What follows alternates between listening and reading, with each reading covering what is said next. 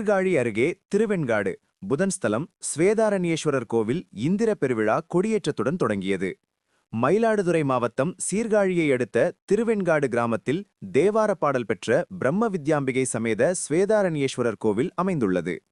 காசிக்கு இணையான தலங்களில் முதன்மையான இக்கோவிலில் சிவமூர்த்தி, அம்பாள், தீர்த்தம், தலவிருட்சம் அனைத்தும் மூன்றாக அமைந்துள்ளது.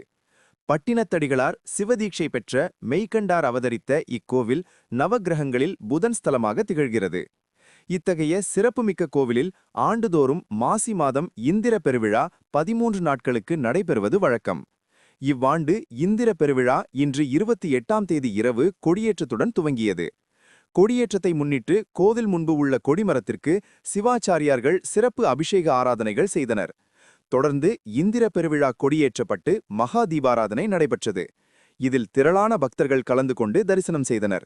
விழாவின் முக்கிய திருவிழாக்களாக வரும் 4ஆம் தேதி அகோரமூர்த்தி பூஜையும், மாலை சகோபரம் எனப்படும் திருவடைச்சான் வீதி உலாவும், 4ஆம் தேதி திருக்கல்யாணம், 8ஆம் தேதி திருத்தேர், 11ஆம் தேதி தெப்ப உற்சவம் நடைபெறவுள்ளது.